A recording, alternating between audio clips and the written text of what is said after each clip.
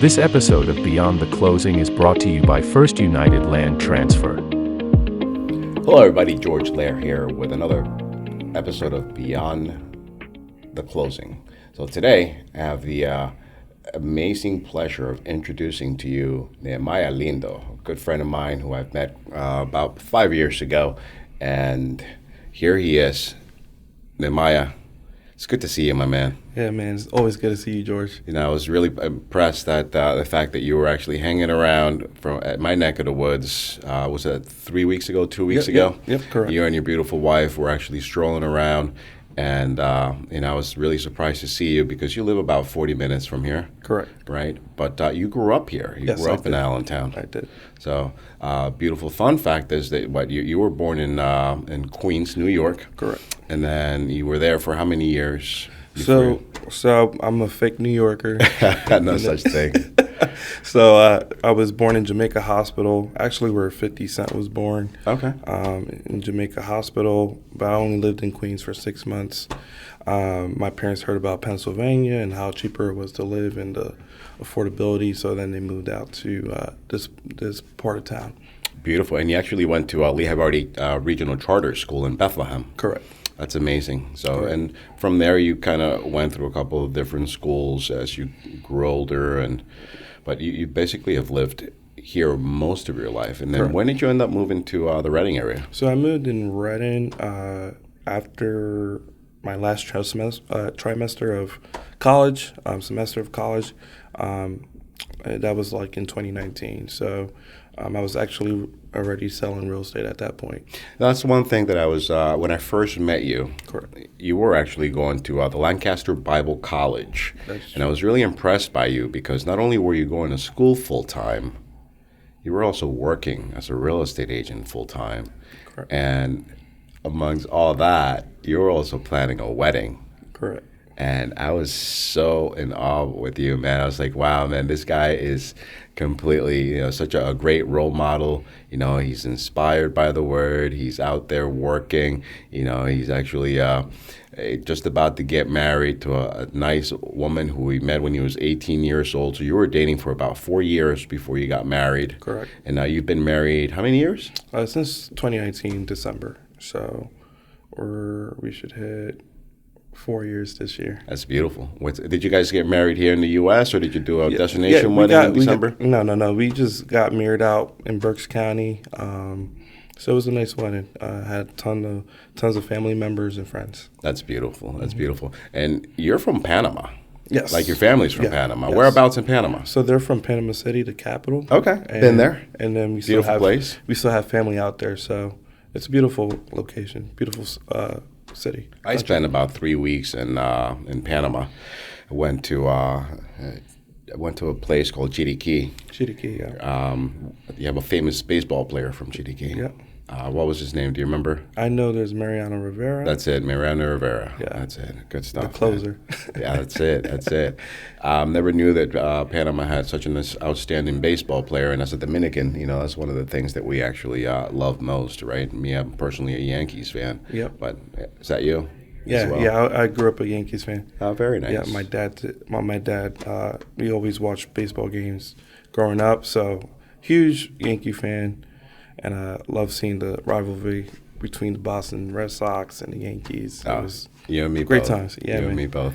But let's talk about you because you have an amazing story to tell, right? You grew up. Your family, they're not millionaires. Right, blue collar family, hard working family.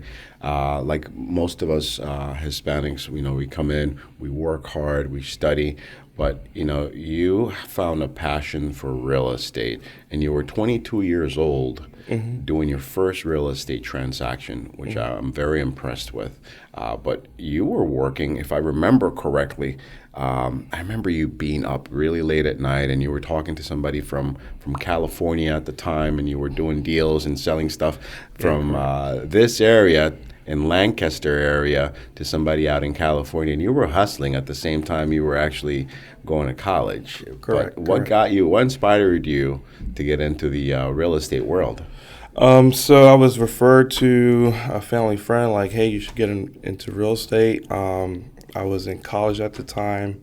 I always knew I wanted to do some type of ministry, but I believe that takes a long process and pruning. So real estate was just a vehicle I saw, and it was an opportunity where there was really no limits, there's no caps, and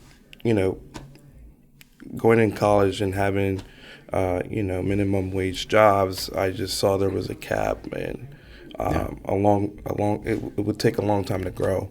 So real estate, it just opened my eyes where I'm like, man, this gives me speed, leverage, and if I want to get married, I can't get married with a 9-to-5 job, So just to provide the lifestyle I wanted. So real estate was that drive for me. That's beautiful, man. But you know what? Let's fast forward to now, 4 years later, and not only are you doing great, because last year you sold about 120 transactions. Our team did about 163 units last year. That's impressive.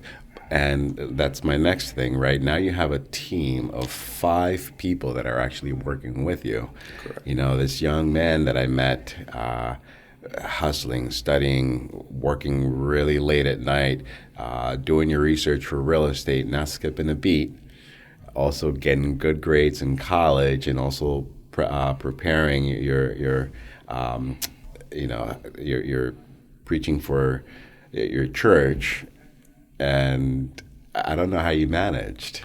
Yeah, I would say it was just, I had no other option. I feel like, just for where I wanted to be, I just had to do it. And obviously throughout those formative years, my capacity grew in terms of dealing with stress, dealing with responsibilities, and then just building my character. And one of the things that I admire most about you is your character, right? Your demeanor, how calm, collected you always seem, and you always find the best out of everything in life, even the most difficult situations. Mm-hmm. I always have known you to be the person who always makes light of it. So how's that, how do you find that?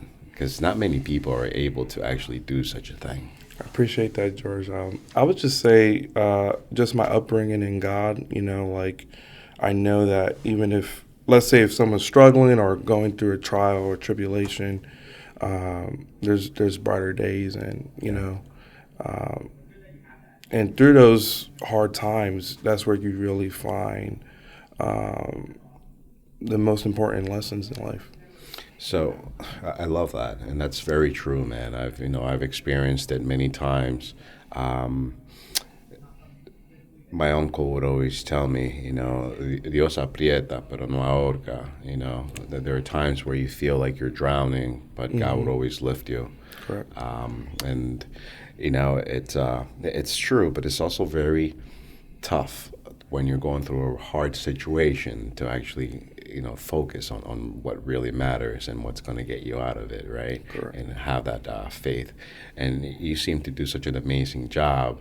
Now, going back to you building a team, not only were you, starting your life as a newlywed, and mm-hmm. then focusing as when did you hire your first person to actually work with you? So yeah, that was my wife. Okay. So great partnership. Yeah. It was a great move for us as a marriage and as a couple.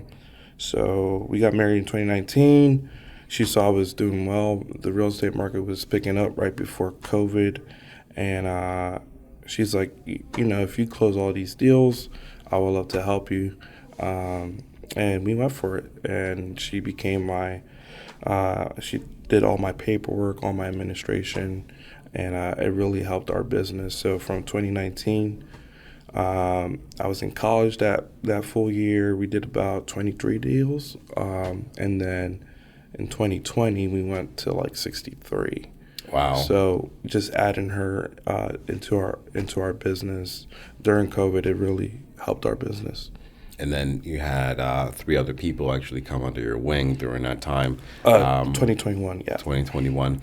Now, they were people with experience or people who you actually had to teach the real estate business? So, yeah, it was a mix. So we got one of our first hires was Luis Martinez. Okay. He was on a prior team. He was in the business for like a year. Very nice. And then we got Connor Hickey. He was 18 years old. Oh, wow. So I just saw leverage in that, and we were able to do pretty well. Our first year as a team, we did about 127 transactions. That's impressive. I mean, almost unheard of. And, here you are. You're still going strong in a market where many people are actually having a little bit of a tough time. You seem to actually find the way to get other people in a home. And that's one of the things that I remember you telling me, is that you believe that everyone should own a home. Yes. It doesn't matter where you're from. Correct. Or what your background is or how much money you make. Correct. That's one of the things that you Correct. believe in most. Yes. I would say I believe treating everybody with respect and everybody with the same level of customer service. So in our team structure, we help all types of people, and we believe in diversity and not specific to a specific demographic or a price point. So we help all kinds of people. And, if we're helping someone that makes, is buying a $400,000 house or a $1 million house, we're going to treat the person who's buying a $100,000 house the same, and we're going to fight for you just as hard.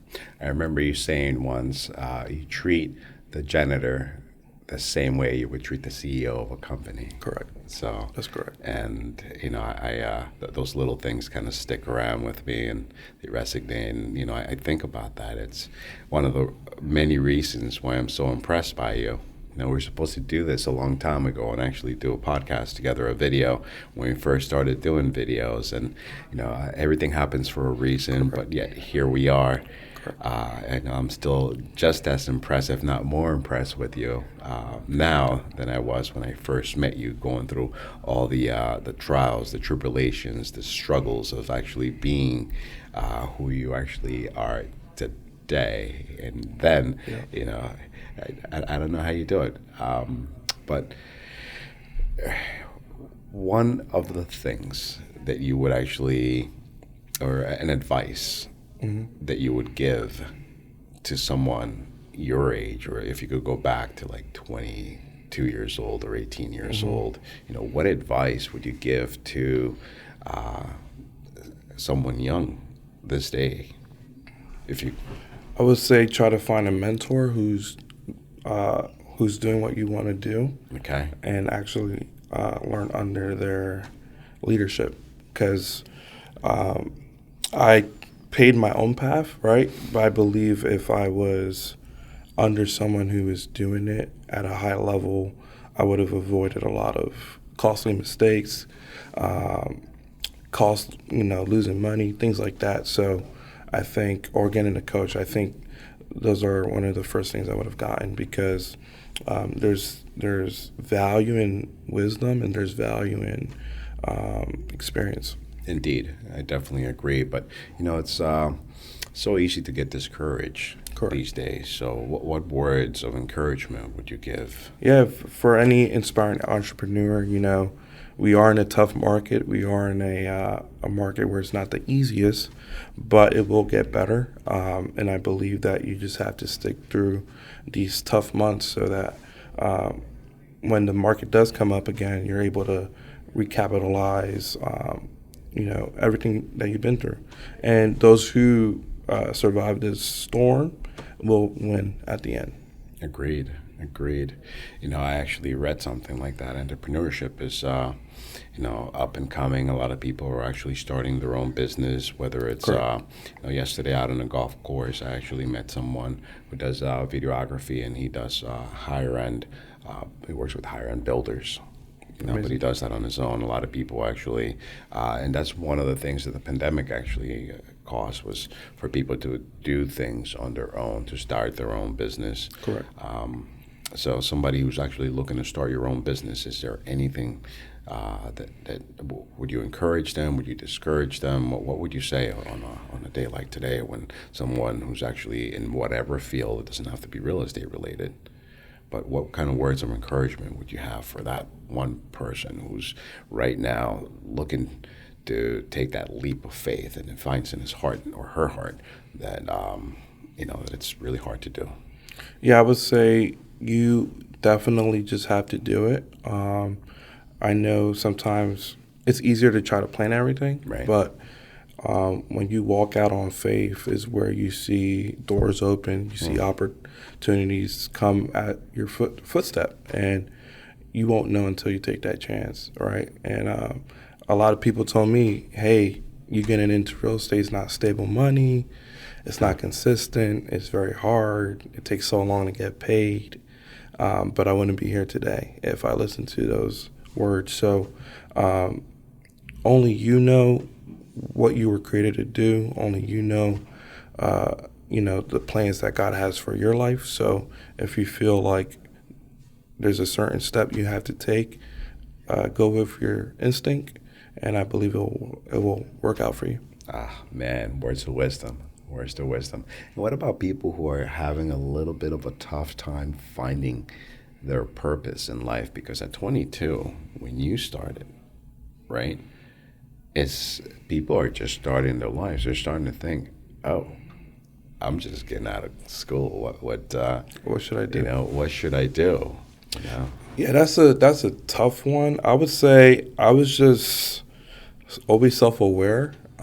I didn't always beat to the drum of everyone else, so I'm a little crazy. That's a beautiful thing, man. Yeah. But I would just say you have to know what works for you, because even, let's say, for example, I can help out my team members, but there's still certain things that I do that may not work for them, right? So you have to be really self-tuned to who you are. You have to confide in and have confidence in how you do things, and that takes a journey. But once you know who you are, you know what you believe in, you know your principles, I think it will align with finding your purpose, and through that journey you will find what you were created to do. So it's a journey, but I think just being self-aware is key to find that. That's great advice for anyone, whether you're young or an adult, or it's your first time starting a business, or you're just venturing out to actually do something completely out of your comfort zone. That's pretty amazing advice, and I thank you for that, man. Yeah, man. I thank you.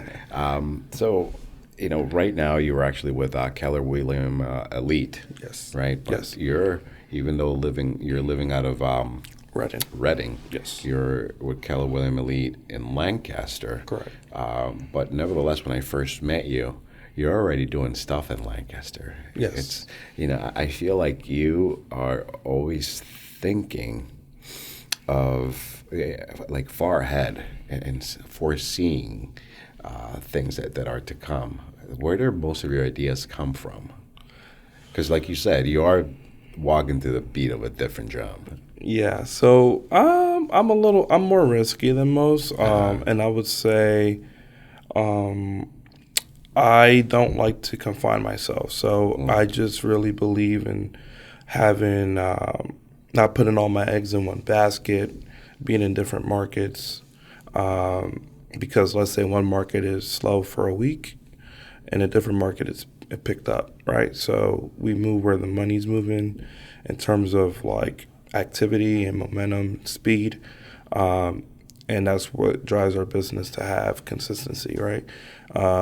So in one of the things I've noticed in the real estate business is like sometimes agents, they do well for 1 month, then they drop off, and I didn't like that. So me being in more markets, I'm able to create more stability, and I think that's the key to the game.